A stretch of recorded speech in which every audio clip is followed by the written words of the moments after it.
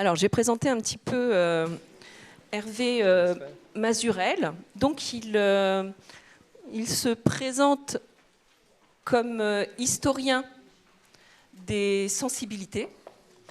Donc, vous avez bien compris avec ce que je vous ai expliqué un petit peu que quand on a construit, puisque voilà, on a avec l'équipe des collègues de Lille réfléchi aux intervenants. Pour ceux qui ont l'habitude, c'est vrai qu'on la conférence d'ouverture, on aime bien quelque part être dans quelque chose qui pousse tout de suite notre pensée, hein, autrement. Et donc, on s'est dit, un historien, alors qu'on parle d'avenir et de monde incertain, nous, on s'est dit, c'est raccord, c'est parfait. Et du coup, j'avais des lectures, j'avais suivi des choses, j'avais vu apparaître le nom de Monsieur Mazurel, ça m'intéressait drôlement ce qu'il écrivait. Le hasard donc a fait qu'en plus je m'étais inscrite à assister à une conférence rencontre, du coup j'ai pu aller l'écouter et j'ai été encore plus intéressée. Mais quand je l'ai contacté, il s'est posé des questions, c'est-à-dire il s'est dit, un historien, vous parlez d'avenir, de monde incertain, finalement, qu'est-ce que je ne sais pas si j'ai quelque chose à raconter là-dessus. Après, une autre dimension qui m'a intéressée, c'est que le courant dans lequel vous vous inscrivez fait de la place aussi au concept, au vocabulaire psychanalytique. On a parlé psychologie. On est aussi dans une période où dans la profession de psychologue se passe quelque chose, c'est-à-dire que d'un seul coup, il y aurait du bien et du pas bien, il y aurait des concepts et des théories qui seraient bien, pas bien.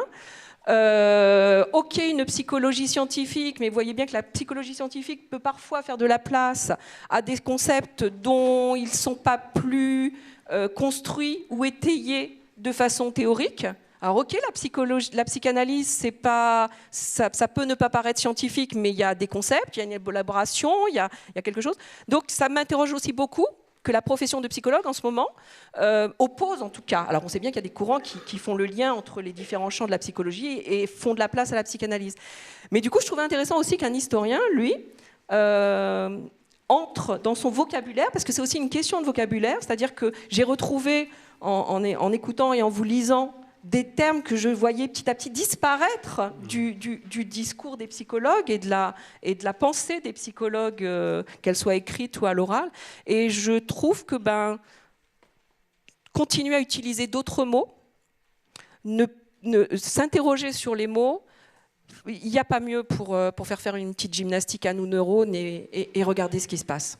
Voilà, donc je vais laisser la parole à Hervé. Vous retrouverez toutes ses qualités, tout ça mieux dit dans ce qu'on a écrit, mais je trouve que le plus intéressant, c'est de lui donner la parole. Merci Hervé. Merci beaucoup Sylvie. Bonjour à toutes et tous, je suis très heureux d'être là.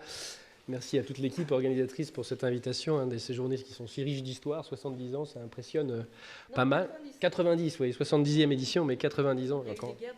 Et oui, tout ça, ça me parle assez.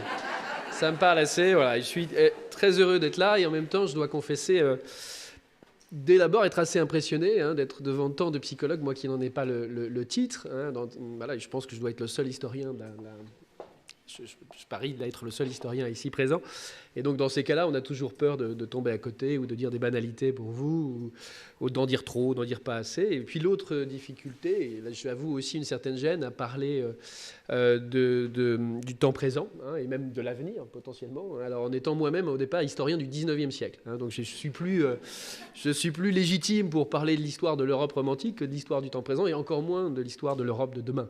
Bon, mais on a estimé que ça valait le coup quand même, et de tenter et notamment parce que voilà, j'ai deux convictions qui sont pour le coup chevillées au corps. La première, c'est de la nécessité de toutes les sciences, pour toutes les sciences humaines et sociales, à mon sens, de penser plus historiquement qu'elles ne le font généralement, car je crois que c'est tout l'apport potentiel des historiens de pouvoir justement redonner à notre présent toute sa profondeur temporelle, et de savoir retrouver justement l'immense corps de mémoire, toute la geste du passé enfouie dans le présent, de montrer notamment combien des passés parfois très reculés continuent d'affleurer dans l'aujourd'hui et sans la plupart du temps que nous en ayons conscience. Je pense à toutes ces façons de penser, de sentir, d'agir, toutes ces habitudes, tous ces gestes, toutes ces conduites, toutes ces formules du pathos dont parle Aby Warburg, qui continuent de nous habiter et qui lient la chaîne des générations. L'histoire se doit aussi de rappeler les poids psychiques parfois écrasants de certains événements, de certains passés, la trace longue, l'empreinte de longue durée que des événements collectifs, et en particulier des événements guerriers, ont sur des générations, et même sur des générations qui ne les ont pas connues. Nous travaillons de plus en plus avec des psychologues, des psychiatres, sur les effets de troisième génération, mais comment, par exemple, la Grande Guerre continue de produire des effets psychiques sur des générations qui ne les ont pas connues. Donc ici, on travaille de plus en plus sur ces héritages psychiques au long cours, sur cette hantise du passé au présent, sur ces fameux passés qui ne passent pas, ces passés dont nous restons largement prisonniers, soit dans le trop-plein d'oubli, soit dans le trop-plein de mémoire, comme disait Paul Ricoeur. Et c'est aussi ce qui faisait dire avec beaucoup de force, je crois, à Michel de Certeau, que vous connaissez sans doute, qui était une figure assez atypique, jésuite, historien, anthropologue, et en même temps membre de l'école freudienne, Michel de Certeau, qui disait qu'au fond, l'écriture de l'histoire, on pourra peut-être y revenir, a pour tâche essentielle de faire des morts pour qu'il y ait ailleurs des vivants.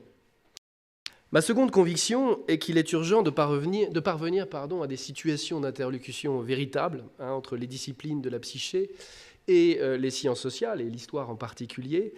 Nous avons, je crois, un besoin urgent de jeter le pont entre nos deux rives, plus encore qu'autrefois.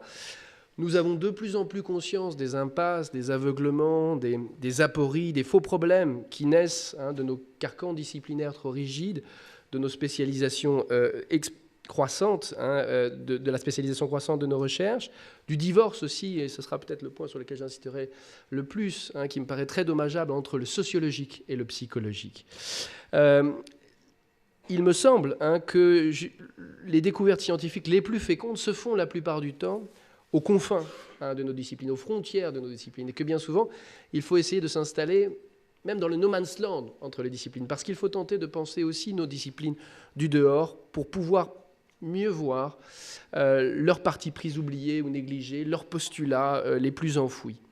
Comme le disait le philosophe Paul Feyerabend, il existe des faits qui ne peuvent être découverts qu'à l'aide d'alternatives théoriques à vérifier et qui deviennent indisponibles aussitôt que de telles alternatives sont exclues. Et donc il faut souvent se situer dans le no man's land entre les disciplines pour pouvoir soulever ces alternatives théoriques. Quelques mots d'abord pour vous expliquer de quelle histoire je viens et quelle histoire je pratique. Elle ne doit pas vous être très familière. Je viens de ce qu'on appelle l'histoire des sensibilités, qui a pour objet, au fond, l'exploration historique de la vie sensible et affective des femmes et des hommes d'autrefois. Elle vise, nous dit Alain Corbin, qui en est l'un de ses principaux représentants, à détecter la configuration de ce qui pouvait être éprouvé et de ce qui ne pouvait l'être dans une société donnée à une époque donnée. Et donc un historien des sensibilités, c'est quelqu'un qui étudie les variations locales, sociales, historiques, de beaucoup de choses, des perceptions sensorielles, des goûts et des dégoûts, de l'expression, des formes de l'expression des émotions, des formes de l'affection familiale, mais pas seulement aussi, autant de choses qui se transforment historiquement. Et au fond, nous nous efforçons de retrouver des façons de sentir et de ressentir, des façons de nous émouvoir et de nous attacher, des modes de présence au monde aussi qui sont pour partie évanouis aujourd'hui. Et cet effort-là, qui est un effort d'immersion dans des époques passées, et qui est un effort de compréhension de l'intérieur de ces époques passées, il est absolument nécessaire si on veut peindre ces manières différentes hier, d'être à soi d'abord, il y a une historicité du sujet, d'être aux autres, d'être au monde et à un éventuel au-delà. À cette forme d'histoire, j'y suis venu progressivement, non pas par l'histoire de la psyché, mais par l'histoire du corps. Initialement, c'est le choc, ça a été celui de la rencontre avec ce livre que vous connaissez tous, je pense, Surveiller et punir, 1975, où Michel Foucault nous raconte l'incorporation des disciplines dans les casernes, dans les prisons, dans les hôpitaux, mais aussi dans les écoles et dans les lycées. Et il nous montre ici, au fond, que nos corps sont tout imprimés d'histoire. hein, ce qui a été pour moi, je devais avoir 22-23 ans, ça a été quelque chose qui m'a profondément marqué. Ah, nos corps ont une histoire, je l'ignorais complètement. Je suis allé voir ensuite des historiens qui étaient dans la lignée un peu des études foucaldiennes, Alain Corbin, je pense que ces mots, peut-être que ces noms vous sont quand même, enfin vous disent quelque chose, Arlette Farge, Georges Vigarello et puis d'autres encore qui m'ont formé, et auprès d'eux, j'ai appris, hein, là aussi, que nos affects, tous nos affects, nos désirs, nos émotions, nos sentiments, nos passions, demeurent également façonnés par l'époque, par la culture, par le milieu social où l'on grandit, où l'on vit.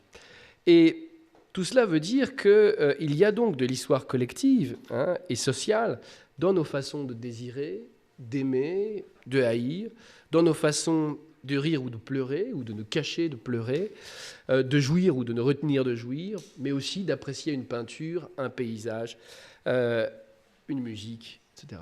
Hein, et il y a de l'histoire insoupçonnée, hein, derrière tout ça. Je vous renvoie notamment à ce beau livre de Jean-Jacques Courtine et de Claudine Laroche sur l'histoire du visage et les manières de taire et de ne pas taire ses émotions. Je pense que vous voyez où je veux en venir. Hein. Si l'histoire des sensibilités me semble intéressante pour des psychologues, hein, c'est parce qu'elle décrit notamment l'évolution lente des mœurs, des seuils de pudeur, des frontières de l'intime, l'évolution du désiré et du rejeté, du tolérable et de l'intolérable, du supportable et de l'insupportable à travers les époques. Et elle va parfois, hein, l'histoire des sensibilités également, hein, jusqu'à explorer l'historicité même des perceptions sensorielles. Hein. Alain Corbin y a consacré de très nombreuses œuvres, hein, et il a fait sa renommée internationale là-dessus, l'historicité des sens. Hein. Nous peinons, par exemple, à comprendre, hein, ces époques de l'histoire européenne où la vue n'était pas encore, comme elle l'est aujourd'hui, l'axe privilégié de notre relation au monde. Mais au XVIe siècle, pour les hommes de la Renaissance, hein, les hommes avaient avec leur environnement un rapport d'étreinte, un rapport polysensoriel, un rapport synesthésique, comme l'ont bien montré ces deux historiens célèbres, Lucien Febvre et Robert Mandrou.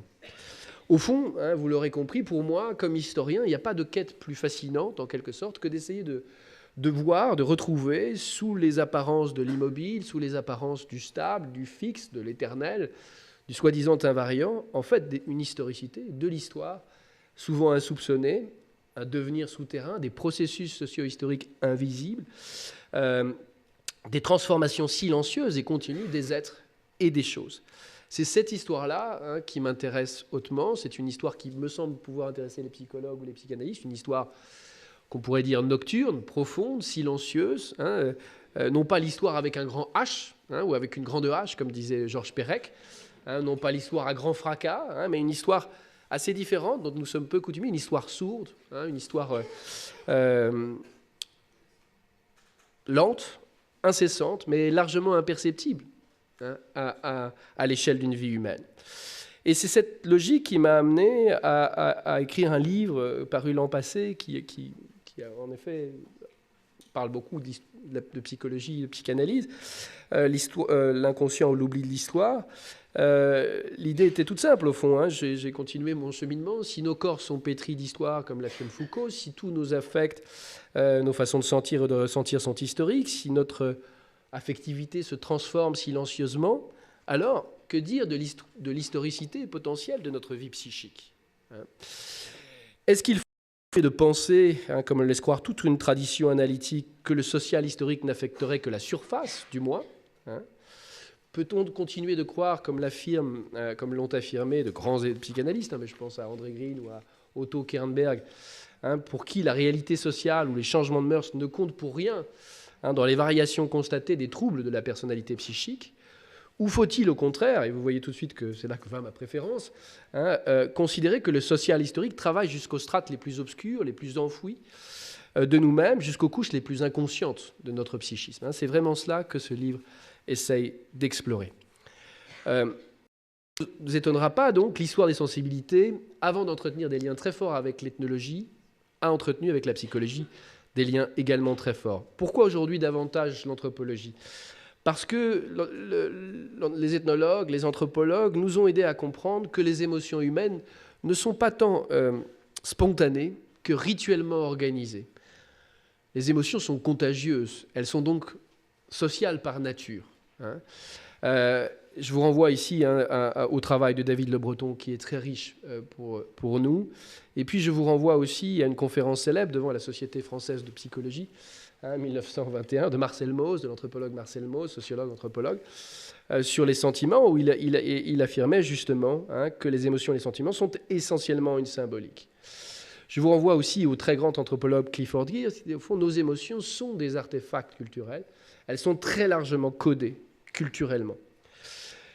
Je veux être très clair ici, dire cela, ça ne veut pas dire que nous coupons totalement notre vie psycho-affective des propriétés anthropologiques liées à notre support biologique, au cerveau des émotions notamment, mais on s'oppose néanmoins aux positions naturalistes et celles d'une grande partie, pas tous, mais quand même, des neuroscientifiques qui s'intéressent aux émotions et qui font très largement fi des contextes culturels et historiques comme des situations sociales où nos émotions s'expriment et signifient.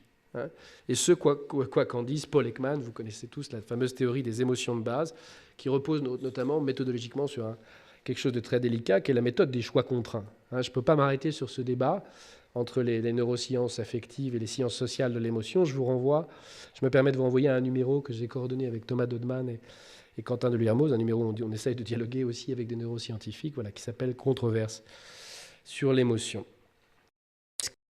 Est très intéressant dans le travail des ethnologues sur les émotions, je pense notamment au livre de Vinciane Després, ces émotions qui nous fabriquent, c'est de nous montrer que des émotions inconnues de nous peuvent être cultivées ailleurs, loin de nos sociétés. Et s'il y a une variation culturelle, variation sociale des émotions, il y a des variations historiques. Et donc, les historiens travaillent sur l'historicité des émotions depuis une trentaine d'années, et nous sommes de plus en plus nombreux. La psychologie, dans tout ça, au départ de l'histoire des sensibilités, il y a un geste qui est celui de Lucien Febvre. Alors, vous ne connaissez pas nécessairement. C'est un des historiens les plus célèbres du XXe siècle. Il a été le père d'une école très très puissante en France qui s'appelle l'école des Annales, avec Marc Bloch, ils étaient deux. Et Lucien Febvre, au tournant des années 40, a lancé ce qui allait devenir l'histoire des sensibilités, mais qui au départ est une psychologie historique. Dans deux articles que vous trouvez dans Combat pour l'histoire, 1938, Histoire et psychologie, 1941, La sensibilité et l'histoire, comment reconstituer la vie affective d'autrefois. Et Febvre était en dialogue avec les grands psychologues de l'époque, avec Charles Blondel, avec Henri Wallon.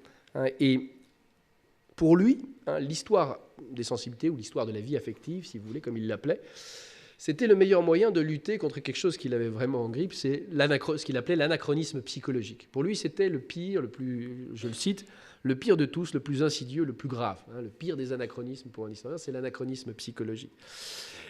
Et c'est ce qu'il reprochait à la fois aux historiens, mais aussi aux psychologues qui pratiquaient la psychologie rétrospective sur des époques plus reculées. C'était finalement de se projeter tels qu'ils sont dans le passé, de projeter tels que nous sommes dans le passé. Parce que le risque, c'est d'attribuer inconsciemment nos désirs, nos émotions, nos sentiments et autres fantasmes aux femmes et aux hommes d'autrefois. Et donc, par ce geste même, on laisse croire à leur constance, à la permanence au fil des siècles de ces désirs, de ces émotions, j'ai beaucoup travaillé sur les rêves aussi, et on tend à écraser la différence des temps, justement la distance culturelle entre le jadis et l'aujourd'hui. Comprendre au sens fort du terme, les individus et les sociétés d'autrefois suppose en réalité pour nous une très longue immersion dans les sources, dans les archives notamment, afin qu'une époque, elle résonne au sens sonore en nous plus que nous ne résonnons sur elle, de manière intellectuelle, si vous voulez. Et c'est pourquoi l'histoire des sensibilités s'apparente bel et bien à une véritable psychologie historique, puisqu'il s'agit d'essayer de retrouver des économies affectives et des formes de personnalité psychique qui ne sont plus tout à fait les nôtres aujourd'hui. Il y a une deuxième grande figure qui me sert de boussole. Alors, je vous cite ce petit passage de Lucien Febvre. « Tant de gens s'en vont qui se désolent à chaque pas, plus rien à découvrir, paraît-il, dans des mers trop frayées, qu'ils se plongent dans les ténèbres de la psychologie aux prises avec l'histoire, ils reprendront goût à l'exploration. » Ça m'a servi souvent de ligne directrice. Voilà. Et puis il y a une autre figure, je ne sais pas si elle est connue de vous, mais qui me semble pouvoir vous intéresser beaucoup, c'est immense sociologue allemand, qui n'a pas été tout de suite célèbre, mais qui l'a été tard dans sa vie, qui est aujourd'hui un des sociologues qui compte le plus, enfin qui est mort, hein, mais qui est vraiment une figure majeure de la sociologie mondiale, Norbert Elias, et qui publie en 1939 son opus magnum qui s'appelle Le processus de civilisation, qui est paru malheureusement en 2 tomes en France. Les voici. Hein, et c'est 1939, et en fait c'est une réponse à Malaise dans la civilisation de Freud, 10 ans plus tard. Et l'empreinte freudienne chez Norbert Elias est manifeste, notamment lorsqu'il écrit ceci, et je suis pleinement en phase avec ceci, et chez les historiens on n'est pas si nombreux. Toute recherche qui ne vise que la conscience des hommes, leurs raisons, leurs ratios aussi, ou leurs idées, sans tenir compte aussi des structures pulsionnelles, de l'orientation et de la morphologie des émotions et des passions, s'enferme d'emblée dans un champ de fécondité médiocre. Et en même temps, c'est quelqu'un qui n'a pas cessé de penser avec et contre Freud, Norbert Elias, et qui estimait justement que Freud, son exploration des profondeurs psychologiques était insuffisamment historienne et sociologique. Et il n'a pas cessé, du coup, de tenter de dénaturaliser, de dépsychologiser les objets sur lesquels Freud travaillait. Et le fond de sa critique, il est ici, lorsqu'il dit, voilà, Freud, sa vie durant, a étudié les hommes et les femmes qui vivaient à la fin du XIXe siècle et au début du XXe siècle à la manière des sciences de la nature. Il a forgé ses concepts comme si la structure de la personnalité qu'il observait était celle de tous les êtres humains. Aller au-delà de Freud scientifiquement parlant, c'est reconnaître les transformations qui affectèrent le développement de la personnalité humaine. Le problème est de comprendre comment et pourquoi émergea progressivement la structure de la personnalité qui est décrite par Freud. Et c'est tout le but de son opus magnum, le processus de civilisation, qui est d'essayer de décrire la genèse de la structure de la personnalité psychique que Freud a analysée en son époque. Quel était le reproche fondamental qu'il faisait? C'est avant tout le fait que la clinique de Freud portait sur un milieu parcellaire, les névrosés bourgeois de la Vienne fin de siècle, et que Freud n'en considérait pas moins qu'une telle étude pouvait ouvrir sur des propositions valables pour toutes les femmes et tous les hommes, sans exception. Il avait le sentiment de travailler sur l'homme éternel, en quelque sorte, sur l'homme universel, et non pas sur les hommes et les femmes d'une époque, d'une civilisation, d'un milieu social donné. Et c'est cette projection à l'universel qui a marqué la psychanalyse, notamment quand on a cherché à prouver l'invariance du complexe d'Oedipe, au fond gêne très souvent les sciences sociales. Je vous renvoie notamment au livre d'un auteur trop oublié et passionnant, Roger Bastide, Sociologie et psychanalyse, le rêve, la transe, la folie, qui disait ceci, je passe un peu vite, mais je vous laisse la citation. Ce que rappelle Norbert Elias, qui a une très longue histoire avec les psychologues et les psychanalystes et les psychiatres. Il était à Francfort, dans un milieu proche de l'école de Francfort, qui cherchait justement des ponts entre sociologie et psychanalyse. Il a été juif allemand, il a émigré à Londres, à l'époque qui était devenue la capitale finalement de la psychanalyse. Freud était là, il a approché Anna Freud à de nombreuses reprises, il a travaillé avec des psychiatres, avec Fulks notamment. Bref, il avait vraiment une connaissance assez profonde. C'est pas un sociologue qui travaillait juste du dehors. Mais il rappelait que la singularité même de notre personnalité psychique ne se forge jamais que dans et par des rapports sociaux. Et s'il dit cela, Norbert Elias, ça n'est pas pour écraser l'individu sous le poids du collectif, dire la sociologie c'est plus important que la psychologie, ça n'est pas ça, mais c'est pour empêcher de considérer la société comme une toile de fond. Ce que montre Norbert Elias, c'est l'indissociabilité foncière du sociologique et du psychologique. Ce qu'on tend parfois à oublier, parce que nous sommes chacun pris dans nos disciplines, c'est que le social gît autant dans l'individu qu'en dehors de lui, et ce parce que nous avons intériorisé très tôt, au cours de notre socialisation infantile, et notamment de nos primes socialisation, le monde social. Et ce monde social, nous l'avons intériorisé d'ailleurs sous forme d'affects socialement colorés. Des injonctions, des prescriptions, des condamnations. Et ça veut dire que la société, on le sait au fond, n'agit pas seulement de manière extérieure à nous, mais peut-être plus encore à l'intérieur de nous-mêmes. L'histoire d'une société, écrit Norbert Elias, se reflète dans l'histoire interne de chaque individu, du fait même de la socialisation. Si on voulait le dire autrement, avec Gilles Deleuze, le dedans n'est jamais que le dehors à l'état plié. c'est aussi cette métaphore qu'emploie le sociologue Bernard Lahire, qui lui aussi cherche des ponts avec les psychologues, avec les psychanalystes.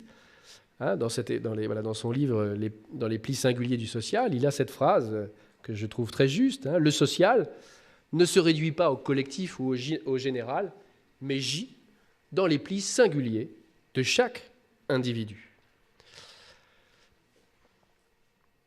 Ce qui pose problème pour Norbert Elias et pour un certain nombre de chercheurs en sciences sociales, c'est parfois une tendance, pas toujours, heureusement, mais des sciences de la psyché, à placer au premier plan de l'analyse une forme d'individu presque isolé, comme Elias dit, comme un espèce de système clos au centre de l'univers humain, comme si l'individu était coupé par une sorte de mur invisible de son soi-disant environnement, comme si on pouvait étudier son environnement social que secondairement, dans un second temps, la société comme toile de fond.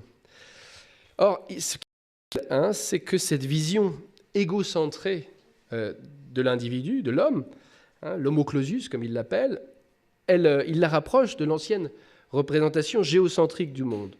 Et nous dit, cette représentation que nous avons tous au fond de nous, elle nous égare durablement. Elle est un obstacle épistémologique très fort. J'imagine que, si on me demandait comment vous représentez les rapports entre individus et société, j'aurais fait à peu près le schéma que vous voyez là-bas, le moi au centre, entouré ensuite par des structures sociales, la famille, l'école, l'industrie, l'État, etc. Et il montre, Norbert Elias, justement, que cette manière de penser les rapports individu-société, qui nous paraît aller soi, qui nous paraît naturelle, est en fait le produit d'une très longue histoire, d'une histoire pluriséculière, et elle est notamment le fait d'un processus d'individualisation qui a marqué l'histoire de l'Occident, et ce processus d'individualisation, c'est l'émergence historique en Occident d'une forme de conscience de soi marquée par le sentiment accru de sa différence. Et là, je vous renverrai, il y a toute une littérature que j'avoue assez passionnante, qui me semble passionnante, sur justement l'historicité du sujet, l'approfondissement de la conscience du sujet. Il y a toute une tradition d'histoire de la vie privée, d'histoire de l'intime. Je vous renvoie notamment à cette belle série, l'histoire de la vie privée en 5 tomes, depuis les Grecs jusqu'à nos jours. Ce petit livre aussi qui vient de paraître de Philippe Artière sur l'histoire de l'intime, qui raconte aussi tout ça. Donc un processus d'individualisation qui court toujours, qui est au cœur même de l'individualisme contemporain et qui fait prospérer depuis quelques décennies les pathologies dites narcissiques, qui occupent pas mal de psychanalystes dans leur cabinet. Mais c'est aussi le produit d'une très très longue histoire. Se défaire donc de cette représentation faussée qui scientifiquement nous bloque, implique pour Elias de retrouver l'individu dans son interdépendance fondamentale, immédiate avec les autres, son appartenance à une multitude de configurations sociales. Le sujet comme étant toujours à la croisée de plusieurs configurations sociales, la famille, la ville, le pays, une église, une association. Nous portons en nous toutes ces appartenances sociales, les appartenances familiales, socio-professionnelles, religieuses si on en a, genrées, territoriales, et ça, qui nous font ce que nous sommes. Et qu'on ne peut pas travailler dans un second temps, qu'il faut travailler tout ensemble, en quelque sorte. Il n'y a pas de noyau initial, en quelque sorte, qu'on pourrait retrouver en deçà. Une chose qui l'étonnait aussi beaucoup, c'est de distinguer entre la psychologie individuelle et la psychologie sociale. Pour lui, ça ne faisait pas sens. Et tout simplement parce que c'était une manière de rester dans l'opposition à ses yeux ruineuse entre de la société et de l'individu. Je cherche le livre en question, je vais le trouver. Non, il n'est pas là. Il est là. Voilà, la société des individus. Parce qu'il n'est pas possible pour lui d'étudier la psyché d'un sujet, essentiellement dans sa dimension individuelle, pour étudier ensuite ce qui aurait trait au social. L'étonnait aussi, à la fin de sa vie, il a vécu tard, de voir la psychologie traditionnelle sur fond de neurobiologisation accélérée se revendiquer de plus en plus de la biologie, d'une science de la nature, là où la psychologie sociale relèverait des sciences sociales. J'imagine les tensions qui traversent les départements de psychologie, logiquement, de ce fait-là. Et pour Elias, là encore, dans ces il faut savoir déplacer ces carcans disciplinaires parce qu'il crée des aveuglements, des empêchements de voir, et notamment de voir l'intrication, l'entrelacement permanent du sociologique et du psychologique. Une idée clé à retenir de Norbert Elias, c'est l'idée que les transformations psychiques de l'individu sont étroitement corrélées aux transformations de la société dans son ensemble. Et ce que j'essaye de faire dans mon travail d'historien avec d'autres, après d'autres, c'est justement d'essayer de relier l'intériorité du psychisme individuel à l'extériorité des normes sociales de comportement et de sensibilité, en pensant tout cela historiquement et sur le temps long. Nos économies psychiques sont prises dans un devenir collectif permanent. Elles sont étroitement reliées à l'évolution des mœurs, des croyances, des normes, des interdits, des tabous sociaux. Et c'est pourquoi, à mon sens, nos conflits psychiques, nos névroses, c'est pour parler de manière psychanalytique, se transforment historiquement. Au point qu'on puisse parler de troubles d'époque, et si on veut être plus sociologue ici, on peut parler de névroses ou de troubles de génération, de névroses de classe, de névroses de genre également. Si on veut parler de névrose de classe, pour prendre cet exemple-là, c'est rappeler au fond la forte teneur socio-économique, mais vous le savez bien, de certaines névroses, de certains conflits psychiques. Par exemple, les conflits psychiques liés à la pauvreté et à ses affres, le manque de soins médicaux, les naissances mal contrôlées, l'absence d'intimité, la trop grande promiscuité, tout ça. Vous connaissez tout ça mieux que moi. J'en viens à la deuxième partie de mon propos, autour des troubles d'époque, justement. Là encore, l'idée n'est pas de désingulariser la souffrance psychique de sujet, même s'il s'agit de rappeler, selon la belle phrase de Cornelius Castoriadis, qui était à la fois philosophe et psychanalyste, le sujet n'est pas une île, et parfois nous tendons à l'oublier. Souligner l'existence de conflits psychiques partagés entre les membres de tel ou tel groupe, parce que, qu'on soit un groupe social ou une génération, nous faisons face à un certain nombre d'attentes normatives qui pèsent plus ou moins sur nous, qui créent des tensions intérieures plus ou moins fortes. Et donc, l'idée, c'est qu'il n'existe pas des conflits psychiques transculturels, transhistoriques, mais qui seraient en quelque sorte fixes, stables, éternels, mais des conflits psychiques profondément reliés aux contextes familiaux, bien sûr, sociaux, culturels, économiques et politiques dans lesquels nos vies s'écoulent.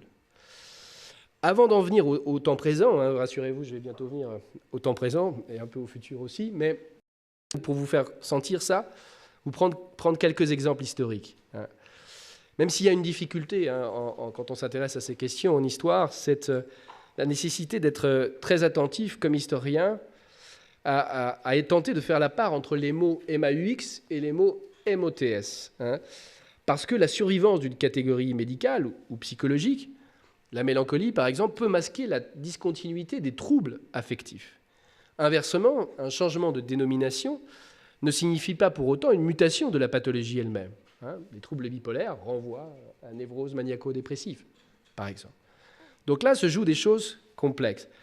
Jean Starobinski, dans l'encre de la mélancolie, rappelle justement qu'il est à peu près impossible de reconnaître dans le passé les nosologiques qui nous sont aujourd'hui familières.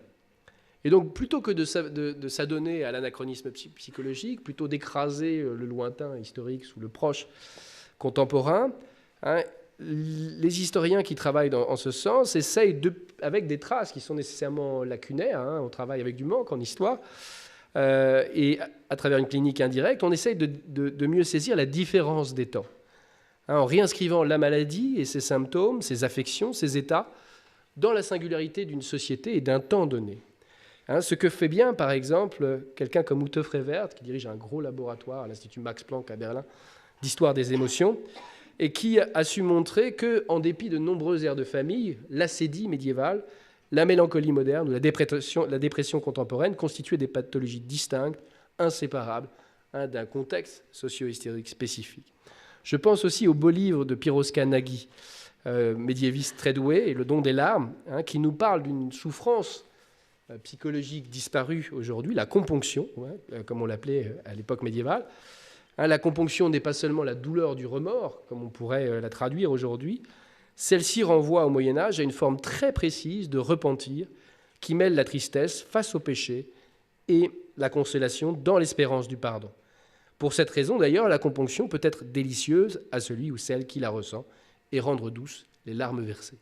Mais c'était voyage dans le temps, d'une émotion nous parle plus beaucoup aujourd'hui. Autre cas très surprenant aussi, mon ami, quelqu'un avec qui je travaille beaucoup, Thomas Dodman, qui publie la traduction de son premier livre très prochainement, ces jours-ci, Au Seuil, Nostalgie, histoire d'une émotion mortelle. Il nous parle donc de cette nostalgie que les médecins militaires considéraient comme une pathologie très sérieuse au XIXe siècle, une pathologie aussi grave que le typhus. Elle désignait, cette nostalgie à l'époque, une sorte de mal du pays, dont mouraient par centaines des soldats des guerres napoléoniennes, notamment en Russie, mais aussi les soldats de la conquête de l'Algérie dans les années 40, 50, 60 encore. Une fois sur place, la nostalgie du pays natal était si forte que ce mal finissait par aboutir à une forme d'apathie débilitante, puis à une atrophie corporelle, prélude à une issue fatale. Lors de la conquête de l'Algérie, cette nostalgie africaine, comme on l'appelait, et dont on craignait la contagiosité, on isolait très vite ceux dont on soupçonnait qu'ils étaient atteints par ce mal, a fait autant de morts, aussi surprenant que ça puisse paraître, que la fièvre et la dysenterie. Cette soif du retour s'attaquait principalement aux jeunes recrues, paysannes et montagnardes, désespérées bien souvent de ne pouvoir rentrer dans leur contrée d'origine. Les forts taux d'indisponibilité des soldats originaires de Bretagne, du Massif central, des Pyrénées ou des Alpes signalent ce qu'avait pour eux de si aliénant l'alliance entre un front lointain et une vie de caserne, où les disciplines assujettissantes contrastaient avec la chaleur de leur communauté originelle. Rappelons qu'au début du XIXe siècle, pour les paysans ou les montagnards, ils ne s'éloignaient jamais de leur village à plus de 20 km. Vous imaginez donc ce que ça pouvait être pour eux d'être transportés de l'autre côté de la Méditerranée, dans un monde complètement autre et différent. Mais imagine-t-on un instant que nous puissions nous mourir de cette sorte de mal du pays. Compliqué, hein? Voilà. Vous voyez l'étrangeté de cette souffrance.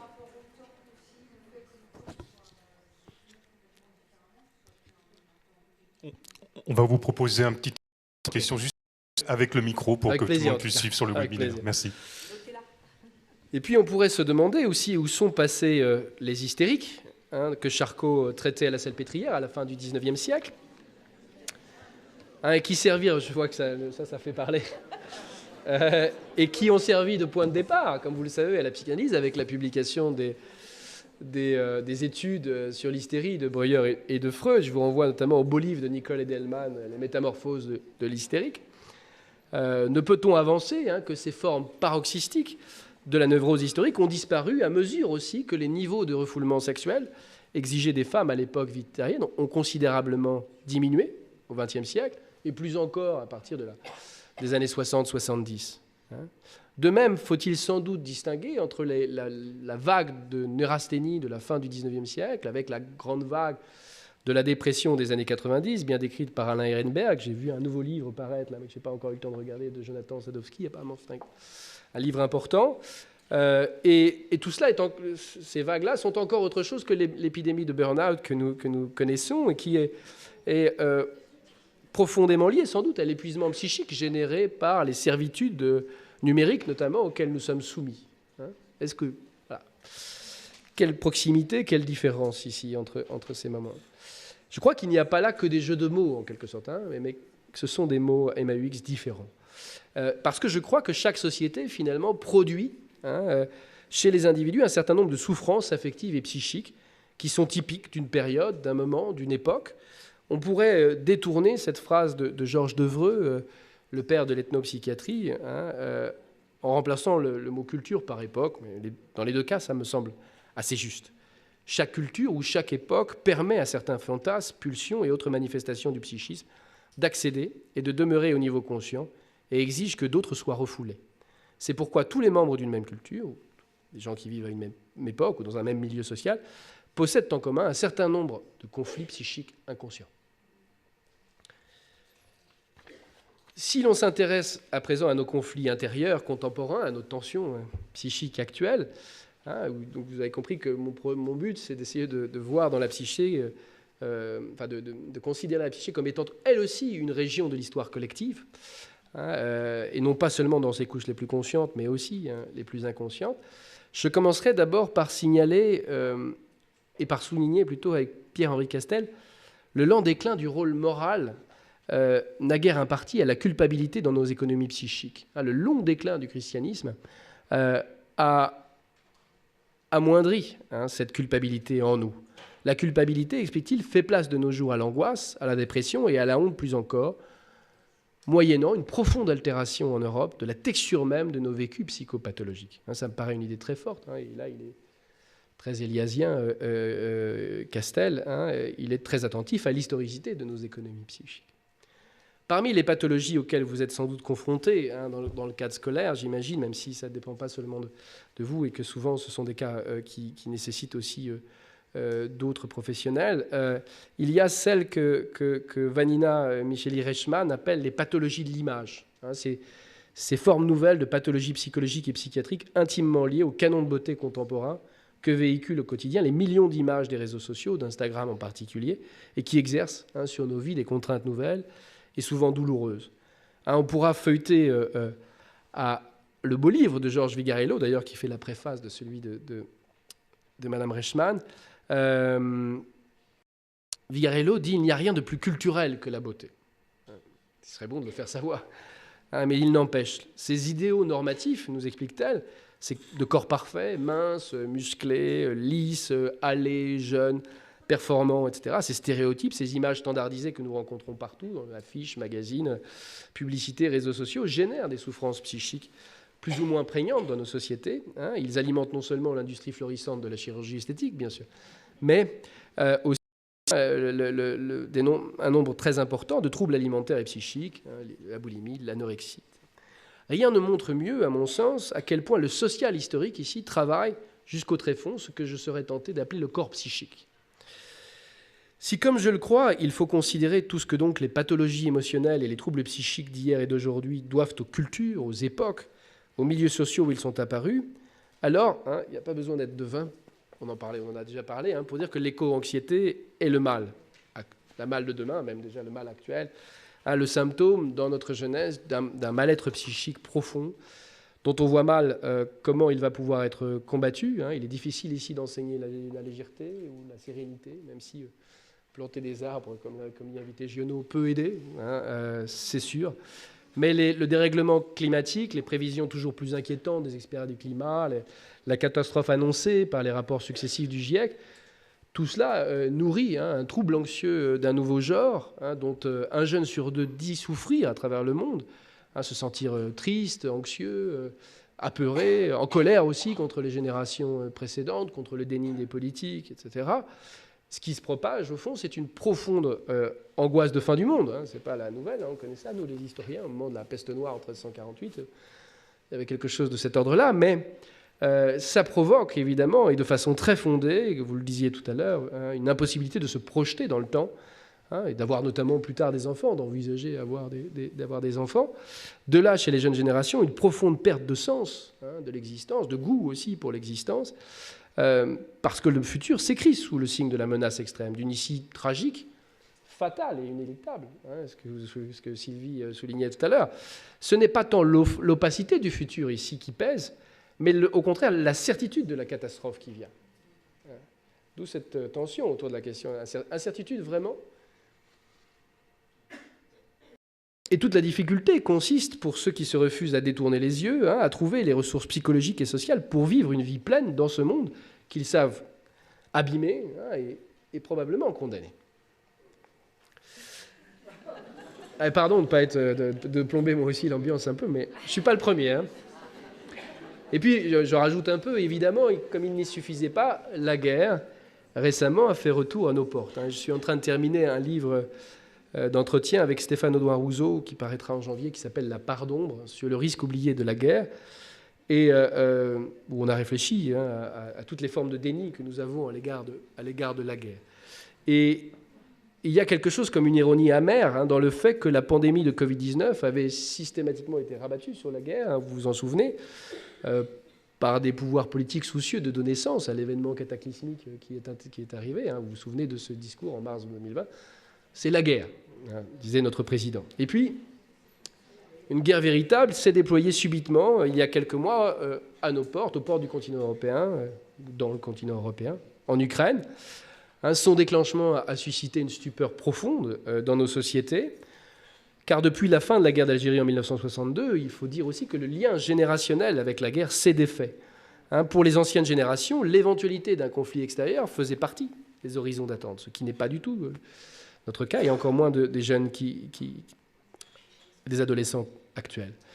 Et puis, avec la suppression du service militaire à la fin des années 90, avec la démilitarisation profonde de nos sociétés, dont je me réjouis dans l'absolu, nous avons néanmoins perdu toute familiarité avec le lien avec le port des armes, avec l'uniforme, s'est rompu au prix de la disparition de cette figure du citoyen soldat qui a été si longtemps au cœur de la conception républicaine de la nation. Sans doute, la construction européenne nous a-t-elle aidé aussi à croire qu'on pourrait peut-être échapper définitivement à la guerre, c'est-à-dire au recours aux armes dans les différends entre nations. La construction européenne nous a rendus sans doute plus confiants dans les niveaux de pacification atteints par nos sociétés, et aussi nous sommes très enseignés par l'expérience atroce des 2 conflits mondiaux. Donc la haine de la guerre en Europe est très forte, mais parfois ça nous empêche de la voir arriver. Nous n'avons pas cessé, durant ces derniers mois, d'être dans le déni, et surtout les premières semaines.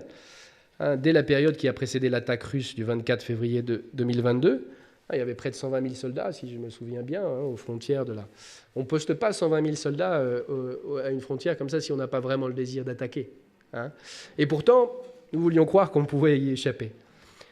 Une fois la guerre déclenchée, une fois que s'est imposé le principe de réalité, ce déni, comme le souligne bien Stéphane Audouin-Rousseau, s'est en partie reconstitué à travers l'espoir presque insensé que la guerre longue pourrait être évitée grâce aux négociations immédiates entre belligérants. Ensuite, la stupeur collective face aux multiples exactions de l'armée russe, le massacre de la Boutcha au nord de Kiev, les centaines de corps retrouvés enterrés, pour certains mutilés, torturés que dans la région d'Izium. Il y a eu plusieurs articles ce week-end. Cette stupeur face à nous dit au fond à quel point le réel de la guerre s'était éloigné de notre univers cognitif sensible. Comme si nous ne savions pas ou nous ne voulions pas savoir que la guerre ne cesse de s'accompagner d'exactions et de violences paroxystiques contre les combattants, mais contre les civils aussi. Et il faut apprendre, comme y invite Audouin-Rousseau, à observer la guerre, à la regarder bien en face et au plus près. Parce que là, le risque oublié de la guerre s'est donc rappelé à nous avec force, et la violence inhérente aux faits guerriers nous a littéralement sauté au visage. De même que la guerre en Ukraine a fait ressurgir les premières semaines surtout, une menace oubliée, qu'on croyait un peu cantonnée au livre d'histoire, la crise de Cuba, etc., celle du feu nucléaire, déclenché volontairement, pas seulement les bombardements des centrales nucléaires, un feu nucléaire qui pourrait être déclenché volontairement par Vladimir Poutine, par exemple, acculé. Final, combien notre jeunesse en particulier, mais combien nous vivons tous dans un monde, dans une époque angoissée, angoissante. Angoissante aussi parce que nous sommes confinés dans un présent étal, omniprésent, que nous vivons une très grave crise du futur, privés d'horizons d'attente, susceptibles de nous donner de l'espoir et de l'envie aussi. Et c'est extrêmement difficile d'être dans cette époque en se projetant. Et puis, on ne dira jamais aussi combien l'information continue, combien les chaînes d'information continue, qui sont foncièrement doloristes, avec leur lot de tragédies quotidiennes, pèsent sans cesse davantage aussi sur nos capacités à la joie, au désir, à la liesse, à ces affects, dont Spinoza nous dit qu'ils augmentent justement notre puissance d'agir. Et là, il existe ce journalisme de solution, il existe, mais il est tellement petit par rapport à ce journalisme doloriste et catastrophiste avec lequel nous vivons heure par heure, minute par minute. Et l'on pourrait avoir envie, en pareil cas, de se mettre à l'écoute de cette phrase pleine d'une infinie sagesse de Marguerite Yourcenar, une écrivaine à laquelle je tiens beaucoup,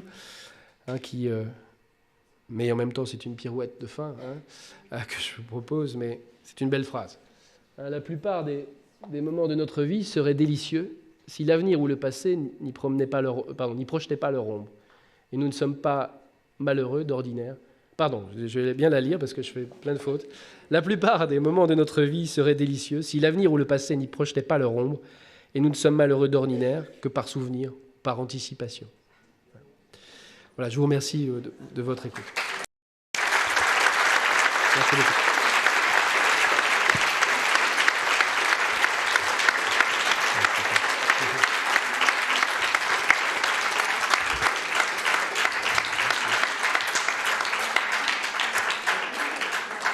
grand merci, Monsieur Mazurel. On a bien voyagé avec vous. Vous avez ouvert nos appétits. On a tous noté, je crois, de très nombreux ouvrages à dévorer, à savourer. Je vais tout de suite vous proposer de poser des questions. Donc, attendez bien d'avoir le micro pour la poser. Je ne sais pas si Sylvie, peut-être avant qu'une main se lève. Donc, on va en faire circuler. Donc oui, alors pour ma part, je retiens là cette expression que vous avez employée de l'horizon des attentes qui vraiment me donne à penser.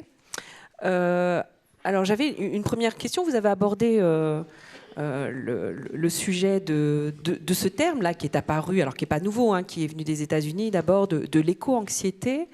Et juste avant l'été, en fait, j'ai un journaliste qui voulait m'interviewer pour savoir ce que les psychologues de l'Éducation nationale font et pensent. Parce qu'il y a plein de gens, il y a plein de journalistes qui nous demandent. Alors après, on ne le voit pas forcément dans les médias, mais ils nous demandent. Et justement, de l'éco-anxiété. Et de qu'est-ce qu'on pouvait faire dans les établissements, ce qu'on pouvait faire, comment on pouvait agir, ce qu'on en pensait, comment tout ça se mêlait justement aux questions d'avenir, de projection dans les parcours, voilà. Et donc j'avais pris le temps de réfléchir et je me dis, mais on ne parle pas de guerre-anxiété, on ne parle pas de précarité-anxiété. Et moi, je croise plein de jeunes. Oui, il y a l'éco-anxiété, bon, je vois à peu près, je comprends, hein, je ne nie pas. Mais j'ai aussi des jeunes, eux, c'est la guerre-anxiété, d'autres, c'est la précarité-anxiété, qui est très très forte et qui, pour le coup, voilà. Et je m'interroge à quel point, du coup, comment ce terme d'éco-anxiété trouve justement une résonance dans le social. Quelle fonction il vient occuper pour être aussi spécifique. Voilà. Avoir inventé un terme aussi spécifique, à quoi il sert, à qui il sert finalement. Voilà, ça serait ma première question. Après, j'en ai une deuxième, mais voilà, la salle, j'imagine, a aussi beaucoup de questions. Question difficile à laquelle j'aurais bien du mal à répondre. Je serais aussi, par ailleurs, pour ma part, très curieux de ce que vous faites au quotidien. Il y a, parenthèse sur la notion d'horizon d'attente, qui est une notion qui s'est beaucoup... de plus en plus présente chez les historiens, qui vient d'un philosophe qui s'appelait Reinhard Koselleck, qui disait au fond, quand on cherche à comprendre l'expérience des acteurs historiques, il faut à la fois comprendre leur champ d'expérience, c'est-à-dire le passé du passé, tout ce qui était toujours vivant dans le passé au présent, et en même temps, si on ne veut pas écraser les futurs des acteurs historiques d'autrefois, parce que nous, on connaît la fin de l'histoire, donc on a tendance à fataliser l'histoire, il faut retrouver ce qui étaient leurs horizons d'attente. Par exemple, ne pas écrire une histoire du XVIIIe siècle ordonnée par la Révolution française, puisque voilà, c'est une histoire téléologique a posteriori. Et donc, retrouver les horizons d'attente des acteurs d'autrefois. Et ça, c'est une notion que je trouve très, très intéressante parce qu'elle décrit très bien la question de nos manières d'être au temps, nos manières d'articuler le passé, le présent et le futur. Et il se trouve, ça a été noté notamment par François Hartog, qu'on est dans une période justement où la catégorie du présent est devenue omniprésente. Extrêmement envahissante, parce qu'on ne croit plus dans le progrès, parce qu'il y a une crise du politique aussi, du futur politique, et que du coup, le futur est vu sous le mode de la menace déjà. Mais voilà, ce sont des catégories, la catégorie d'attente me semble très juste. Je suis bien d'accord, la notion d'éco-anxiété vient invisibiliser bien d'autres souffrances psychiques. On est attiré par la nouveauté même de ce terme, parce qu'il recouvre quand même une réalité, des inquiétudes très profondes dans les générations des 16-25 ans, je dirais, et qui sont vraiment là, mais en effet qui invisibilisent des choses mieux connues, plus connues, la précarité, anxiété, qui est dans les populations étudiantes que je côtoie au quotidien, c'est quelque chose d'extrêmement fort, et qu'il faut continuer de voir et de mettre en exergue. La guerre-anxiété, ça c'est... Oui, j'avais jamais imaginé le terme, mais c'est vrai qu'on a beaucoup travaillé avec Audouin Rousseau et quelques autres, justement, sur cette haine de la guerre, qui est tout à fait compréhensible, mais qui finit par nous aveugler vis-à-vis d'elle, nous rendre incapables de la voir ou de la pressentir, de comprendre aussi les logiques même des gens de guerre. Et du coup, c'est ces mécanismes de défense à l'égard de la guerre, cet oubli de la guerre, qui fait que, au moment où elle est arrivée, elle en a submergé beaucoup. Mais vous voyez aussi comment, petit à petit, on s'est habitué un peu à elle, malgré tout. et comment petit à petit, alors qu'elle occupait tout le terrain, même si les journalistes font quand même un travail, mais elle commence à gagner les colonnes, on lit plus tellement les journaux à l'ancienne, mais les colonnes pas les plus frontales. Elles font moins la guerre fait moins la une aujourd'hui de nos journaux. Donc il y a un effet d'accoutumance qui est très dangereux aussi, et qui est un espèce de mécanisme de défense aussi psychologique. Sauf quand surgissent des situations paroxystiques, ou des découvertes paroxystiques comme celle de ce week-end, par exemple. Mais on pourrait, je pense que ce serait très intéressant, ce rééquilibrage possible en précarité, anxiété, guerre, anxiété. C'est à vous, Sylvie, de faire passer les termes dans le débat public. Mais voilà.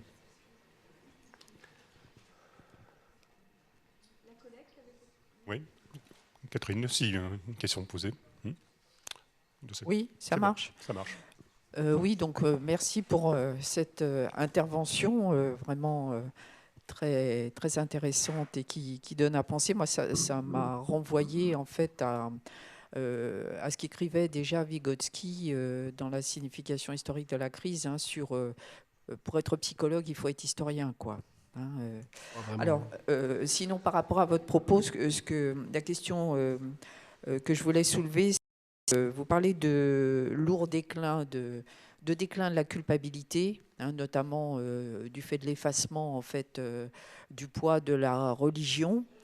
Je ne sais pas si on peut avoir un positionnement aussi tranché, parce que la culture dans laquelle on est quand même très fortement empreinte d'une responsabilisation individuelle des acteurs, de ce qui leur arrive. Et donc on voit combien en fait le fait de considérer les individus comme étant des individus atemporels et asociaux renforce en fait cette responsabilisation. Et d'autre part, si on regarde un petit peu ce qui se passe par exemple dans le domaine du travail, en psychologie du travail, on voit combien la perte de sens et le fait de ne pas pouvoir faire son métier, développer ses activités comme on l'entend, va aussi provoquer chez les salariés, chez ceux qui travaillent, énormément de culpabilité par rapport au travail mal fait. Et donc, moi j'ai l'impression que plutôt c'est masqué, mais que cette culpabilité, elle est quand même extrêmement présente, quoi.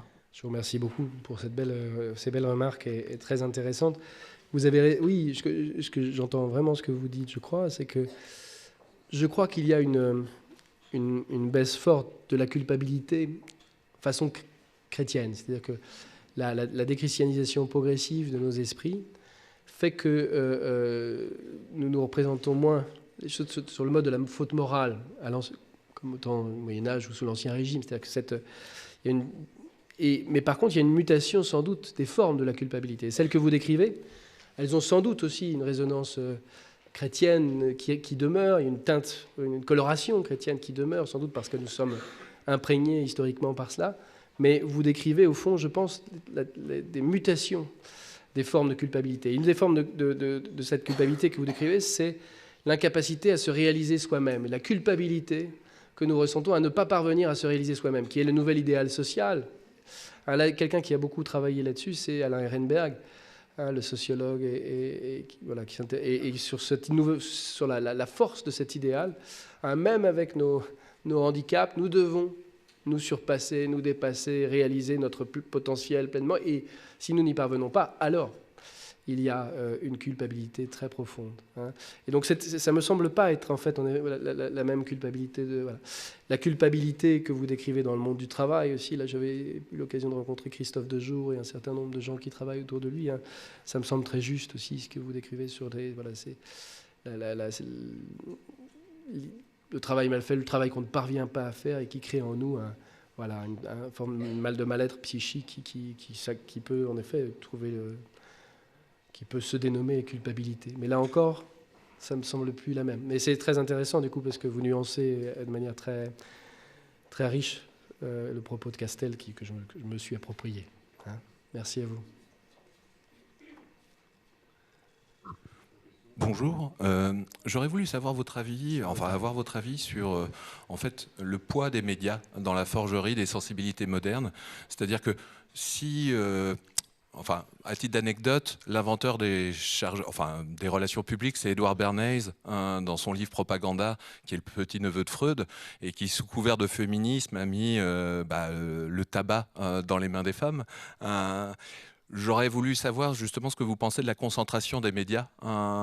Et pour en revenir sur l'éco-anxiété, là c'est plus un point de vue de ma part, c'est une psychologisation d'une anxiété peut-être généralisée, mais justement dans le discours médiatique et dans la concentration des médias, vous avez l'occultation systématique des véritables causes. Ce qui fait que quand vous êtes confronté à un problème et que vous n'avez pas les causes sur lesquelles vous pouvez agir, forcément vous vous retrouvez dans une situation d'impuissance. Et l'impuissance est anxiogène. Bien sûr. Ouais.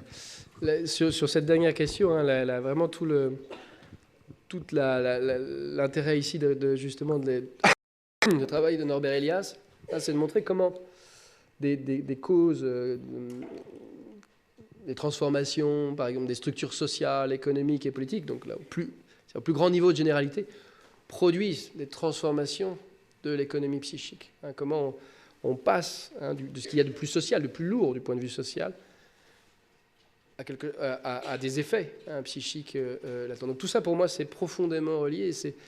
On peut penser à ces différentes échelles, mais il faut les relier ensemble continuellement. Pour revenir sur la question des médias, qu'est-ce qui fait que les sensibilités collectives se transforment ? Beaucoup de choses, l'évolution des genres de vie, l'évolution des croyances collectives, l'évolution des convictions scientifiques, mais aussi bien sûr toutes les formes de médiatisation.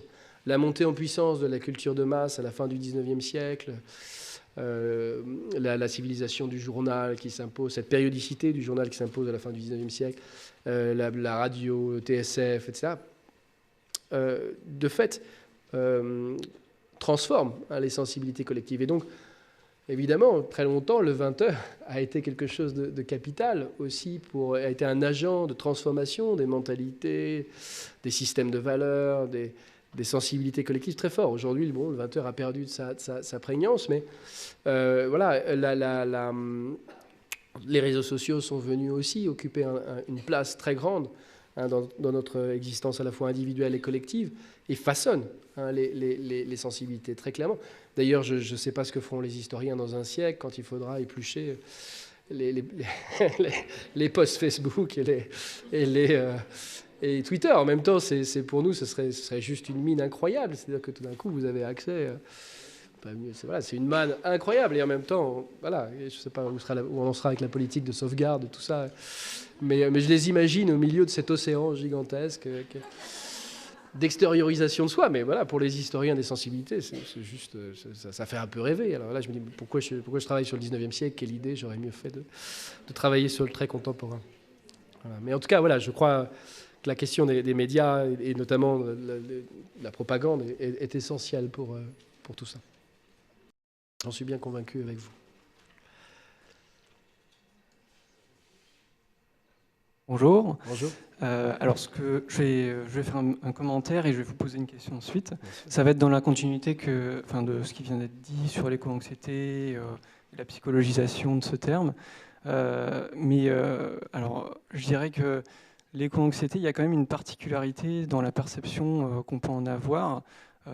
Même si on psychologise ça, je dirais que dans la diffusion de ce terme, il y a quand même une perception, j'ai l'impression, de la portée systémique de ce terme-là, dans le sens où en fait, c'est pas effectivement très localisé. Par exemple, on va avoir plus de chaleur à telle période ou plus. Voilà. En fait, j'ai l'impression que ça soulève le fait qu'il va y avoir des répercussions sur plein de chaînons systémiques, qui soient économiques. Bref, ça rejoint tout ce qui est.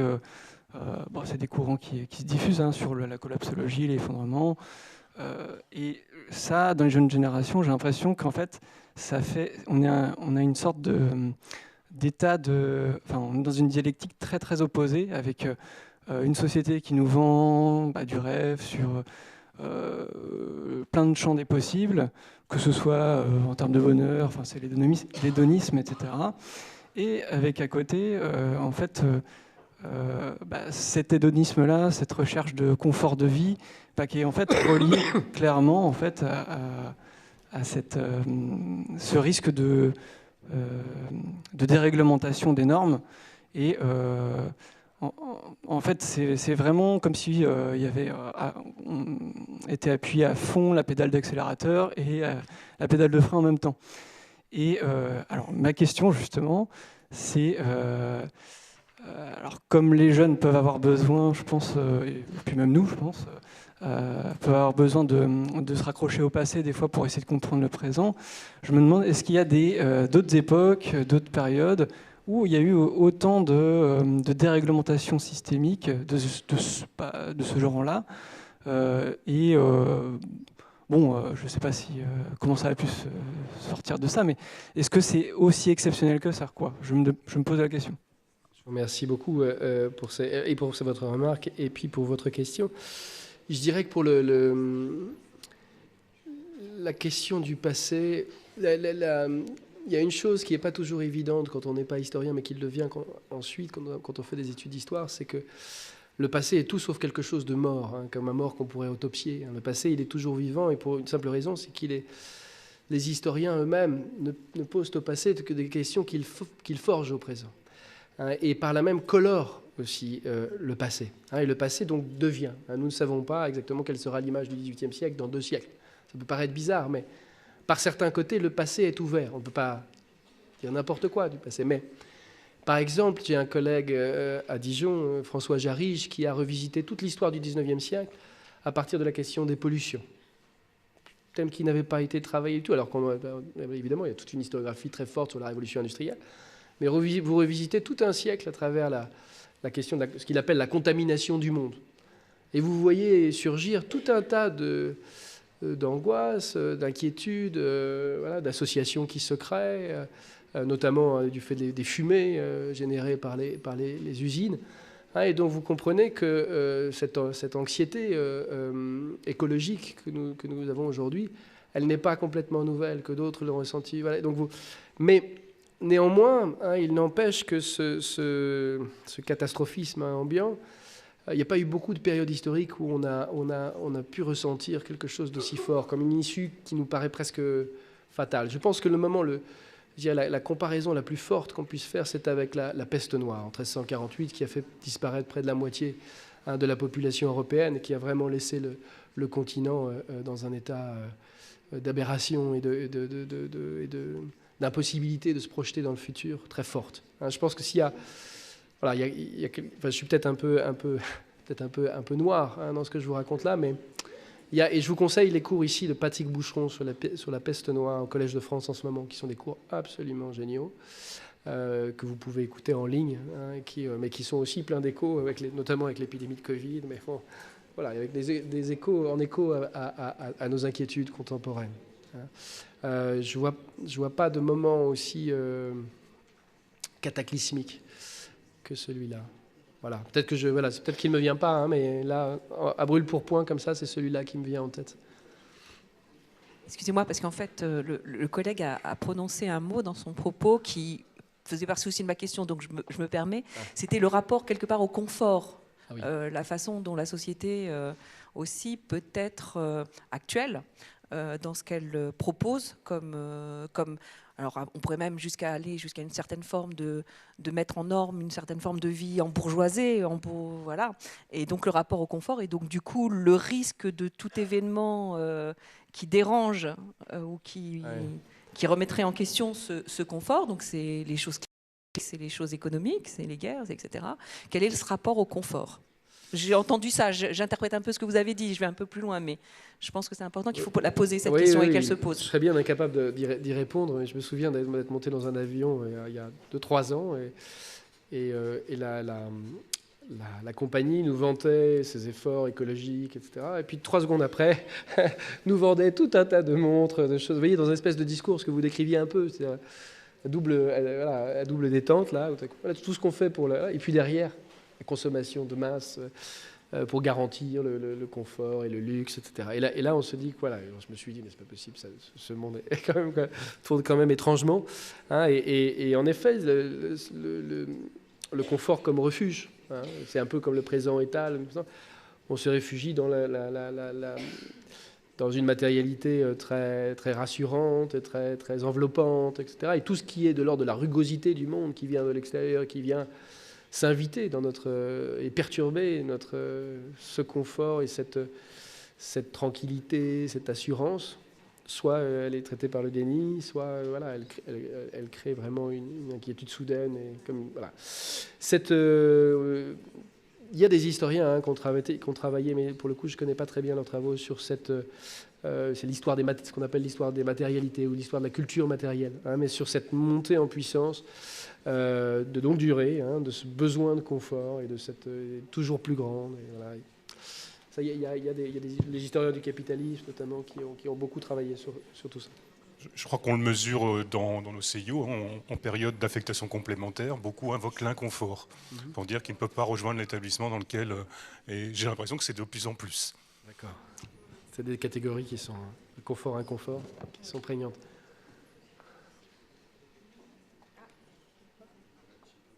Oui, là, on m'entend. Je voulais vous remercier et je voulais remercier les organisateurs parce que moi, j'ai trouvé très pertinente pour nous votre point de vue. Et je vous remercie beaucoup pour toutes vos... Voilà, il y en a quelques-uns que je n'ai pas notés, mais je suppose qu'on... Voilà. Oui, je peux mettre à disposition sans problème. Voilà.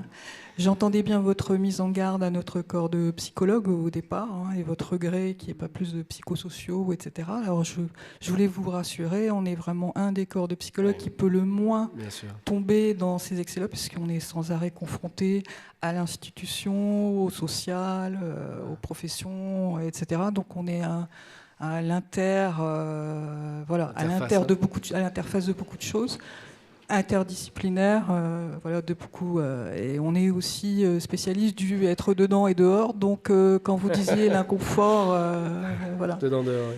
Voilà. Alors moi, je voulais juste parler d'une interrogation que j'ai par rapport aux adolescents que je vois, que je suis. Dans mon lycée en particulier, c'est une chose qui n'arrivait pas avant, qui arrive vraiment de plus en plus souvent et qui ne serait pas grave si elle ne conduisait pas au suicide, qui est la question des transgenres. Et donc là, il me semble que c'est un autre propos, c'est pas la question de l'image, c'est encore autre chose. Bon, là, sur ma génération de terminale, j'en ai deux, un qui vient déjà plus. Et les années précédentes, on était donc avec un cas de suicide. Donc j'ai l'impression que c'est quelque chose qui, entre guillemets, contamine, ou je ne sais pas quoi, d'où ça vient, ou etc. Mais j'ai peu de réponses par rapport à ça. Je voulais savoir si c'était quelque chose qui était traité par votre champ disciplinaire. Merci. Je vous remercie. Oui, c'est une question qui nous mobilise aussi, historiens, sociologues, beaucoup. Notamment parce que, comme je vous le disais tout à l'heure, souvent les historiens posent au passé des questions qui sont celles de leur temps. Et donc il y a de plus en plus de travaux sur les formes de transidentité dans le passé. Il y a notamment un livre qui s'appelle « Les genres fluides » au Moyen-Âge. Donc de ces espèces de sauts dans le temps pour voir comment, à telle ou telle époque, on pouvait traiter ces questions. Il y a évidemment beaucoup de travaux autour de l'histoire du genre, entendu comme le genre étant le sexe social, non pas le sexe anatomique, mais le sexe biologique, si vous voulez, mais le sexe social, et donc qu'il y a une construction sociale et culturelle du genre, que le masculin et le féminin sont pris dans des transformations silencieuses, socio-historiques de long terme. Voilà. Et donc ça, c'est quelque chose qui nous mobilise beaucoup, et de plus en plus la question de la transidentité. Mais comme c'est du très contemporain, ce sont aussi beaucoup les sociologues qui viennent sur ce terrain-là, ou les philosophes. Donc, ce que nous, on est seulement capable il y a les travaux, je vous conseille par exemple les travaux évidemment au moment où je vais vouloir prononcer son nom, son nom disparaît.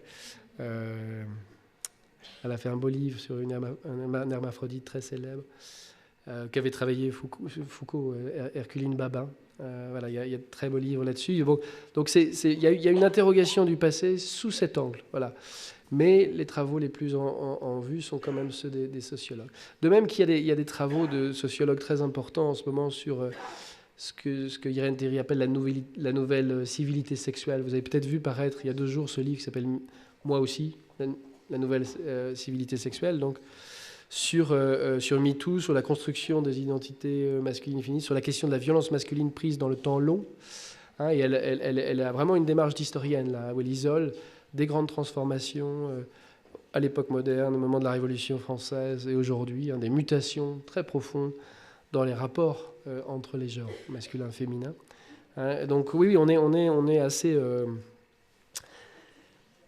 au fait, hein, de ces questions-là, hein, sans avoir de réponse absolue. Hein. Ça crée aussi beaucoup de tensions, beaucoup de débats, parce c'est un sujet voilà, qui génère ça très rapidement. Mais voilà, cette idée de la fluidité entre les genres, qu'il n'y a pas d'identité fixe, stable, éternelle, mais c'est une question qui, évidemment, ne peut pas ne pas intéresser les historiens. Voilà. Les genres fluides, je vais retrouver le nom, là encore, excusez-moi. En ce moment, des problèmes de mémoire constants. Alors, en attendant que ça vous revienne, il y a 3 collègues encore qui veulent prendre la parole. Vous allez pouvoir la prendre à la suite. Et puis ensuite, vous pourrez intervenir. D'accord, ça marche. Genre fluide. Vas-y. Allô, vous m'entendez? Oui. À mon tour, donc, de vous remercier de ce que vous apportez. Je sais pas. Ici. D'accord, merci. Oui.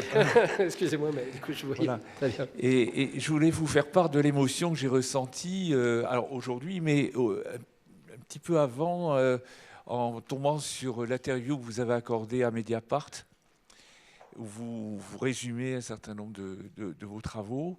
Alors, je parle de cette émotion, vous avez développé ce thème tout à l'heure, parce que ça a recoupé des intérêts puissants qui sont les miens, celui pour la psychanalyse en particulier, et j'ai apprécié votre position à la fois critique, très critique, sur la historicité ou l'anhistoricité de la psychanalyse, qui est un mal dont elle a tendance à souffrir depuis l'origine, mais aussi votre bienveillance par rapport à cette démarche, donc critique mais bienveillante, le mot a été prononcé ce matin, et puis surtout la manière dont vous parlez justement de cet entre-deux, de ce no man's land, qui personnellement a motivé mon entrée dans la profession dans les années 70.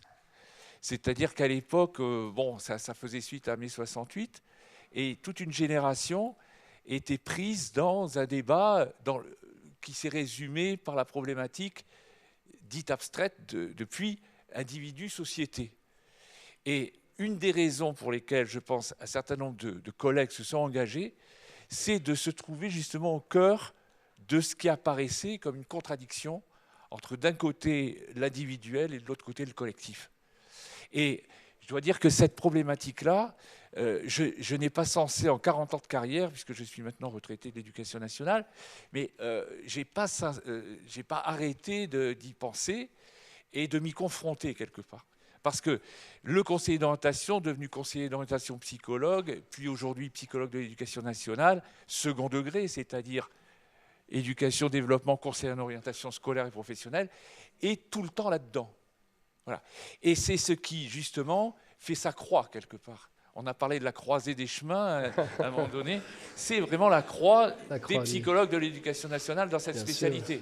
Parce qu'on croise tout le temps ce qui est du domaine de l'individuel, du psychique, de l'intime, et en même temps, on est chargé de d'aider à se propulser des sujets dans l'histoire, avec un grand H parfois.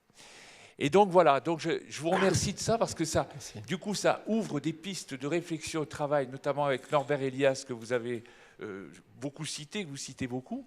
Voilà. Et la question, alors, que je voulais vous poser, elle a un peu une portée très générale, voire philosophique, mais c'est que nous travaillons depuis toujours dans ces mots qui sont ceux d'orientation scolaire, professionnelle, avenir.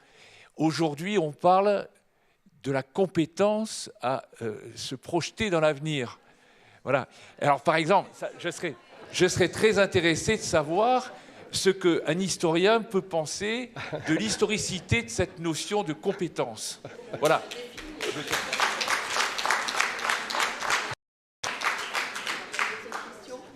Ouais, merci beaucoup. Merci beaucoup pour tout ça. Première, d'accord.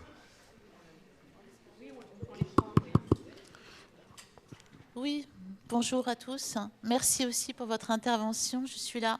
D'accord, super.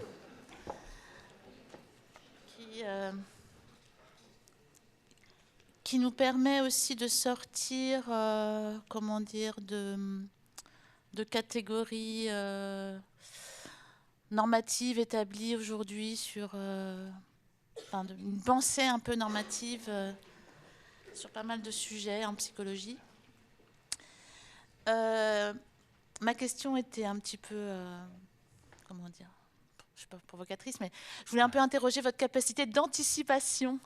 Parce que dans le sujet sur l'éco-anxiété, il y a souvent, pas les pour et les contre, mais il y a ceux qui disent, qui ont une vision évidemment catastrophique de l'avenir, et puis ceux qui répondent, méprends-toi, mais non, mais il y a plein de mouvements contraires, de jeunes gens portés par justement...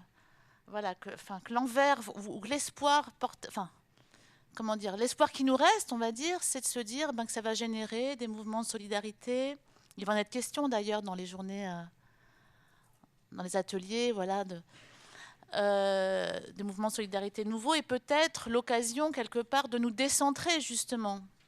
Vous parlez de ce mouvement d'individualisation, cette vision égocentrée du monde. Alors, est-ce que voilà, ce virage serait l'occasion, d'après vous, l'occasion, ou est-ce que vous croyez, est-ce que c'est une vision réaliste, là où on en est rendu, en gros, de penser que ça peut être l'occasion, justement, d'un nouveau monde où le collectif reprendrait ses droits, en quelque sorte. Merci beaucoup pour cette belle question. Merci. Vraiment. La dernière question. Oui. Intervention, voilà. Du coup, je vais aller complètement en contre-courant de ce qui vient d'être posé comme question. Moi, je trouvais que ce qui était intéressant, c'était de constater les réponses qui sont adaptatives finalement face aux grands maux de la société actuelle. Donc, par exemple, avec l'éco-anxiété, on peut voir apparaître l'éco-psychologie, mais aussi tous les mouvements environnementaux annexes. Et puis face à ce que vous avez cité de la dépression ou du burn-out, tout ce qui est aujourd'hui les mouvements d'épanouissement personnel, de coaching, etc. Donc moi, je voyais plutôt ça comme des réponses adaptatives. Il a fait une partie de son travail, finalement, peut-être pas si universelle que ça. En tout cas, il a beaucoup écrit sur la mort, la pulsion de mort, le thanatos.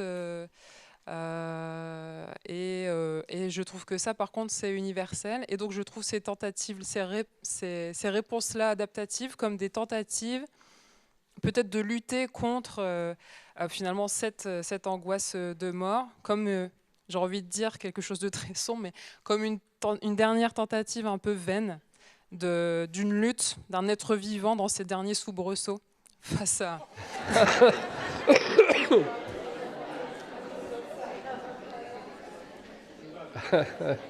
Et pour faire plaisir à ma consoeur Delphine Riss, c'est comme une dernière tentative d'empuissantement. Dans quoi, pardon de s'empuissanter, de retrouver un ouais. peu de puissance là où il n'y en a plus. De se leurrer encore un peu sur notre puissance. Merci beaucoup pour toutes ces magnifiques questions et ces remarques. Je vais essayer de rebondir là, comme je peux. Merci vraiment à vous. Oui, c'est vrai que j'ai un peu menti en introduction de ce...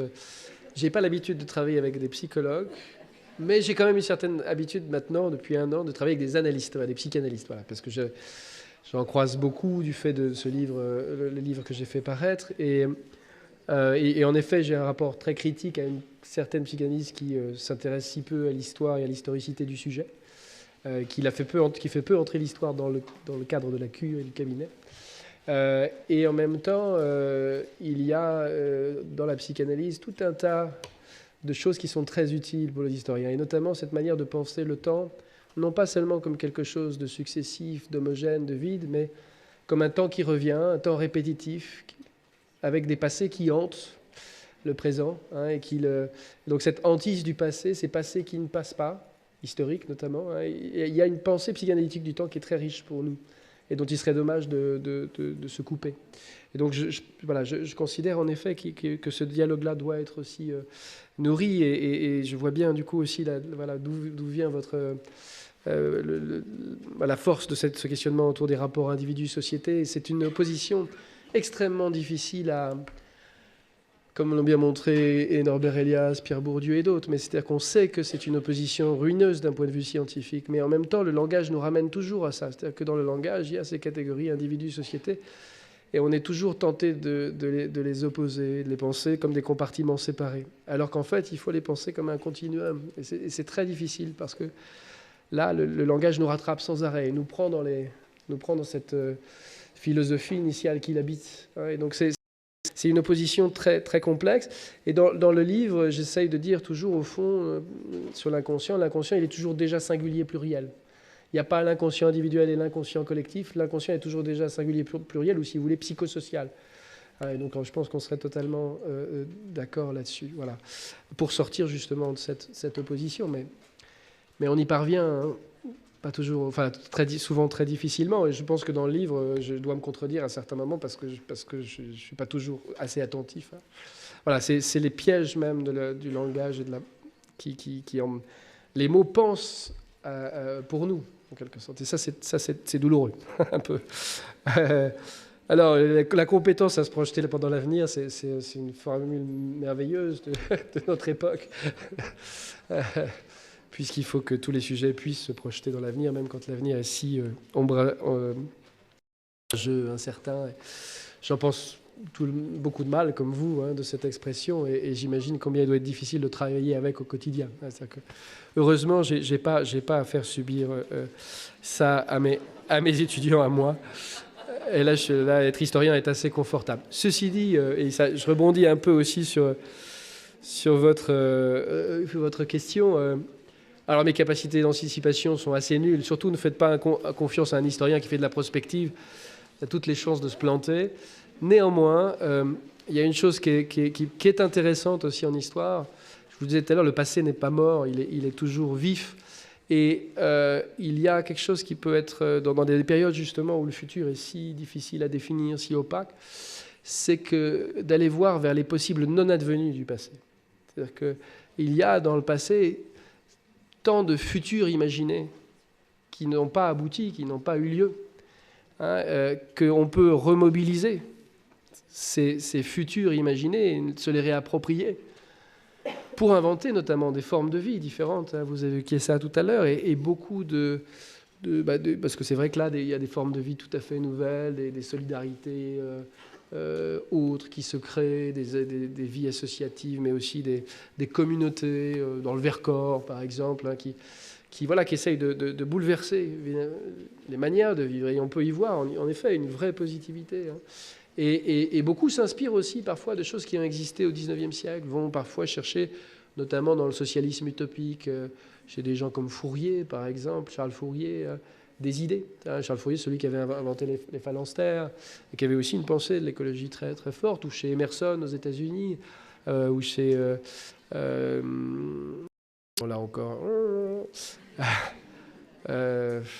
celui qui vivait au milieu de la forêt tout le temps, qui a écrit un livre merveilleux aux États-Unis, Thoreau, voilà. Hein, Thoreau, pareil, ce sont des penseurs du XIXe siècle qui ont vécu des vies...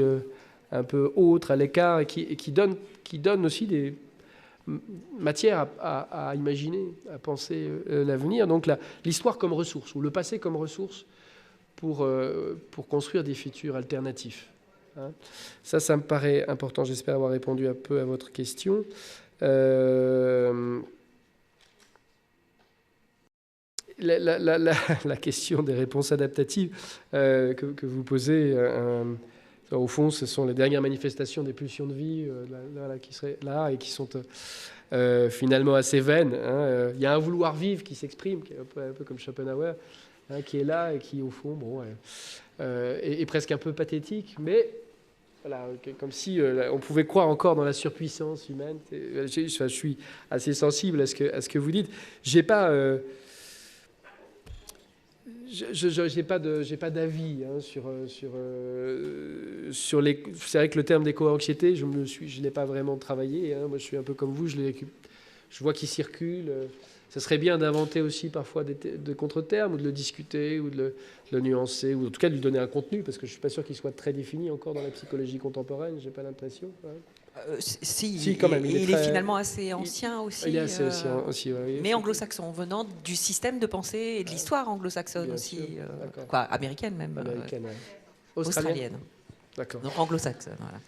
Ouais. Donc un contexte et une histoire particulière aussi. Excusez-moi. Non, mais du coup, je saurais pas trop comment rebondir ici. Sinon que voilà, on assiste nous aussi en histoire à une révolution qui est le développement de l'histoire environnementale, mais voilà, une merveilleuse aventure scientifique, c'est-à-dire de revisiter toute notre histoire par le biais de la question des rapports notamment entre les humains et les non-humains, et avec les animaux. L'histoire des animaux, c'est quelque chose qui est en train de prendre une place folle, mais l'histoire des rapports aux végétaux, au minéral, voilà, on est en train de revisiter tout, nous aussi, comme il y a une éco-psychologie qui se met en place, apparemment. Enfin, voilà, ce sont des questions qui ne peuvent pas ne pas nous interpeller. Alors, je suis pas je suis plutôt dans un autre courant d'études, mais je suis quand même ce qui s'y passe. En tout cas, on vous remercie encore Merci beaucoup. Merci à vous.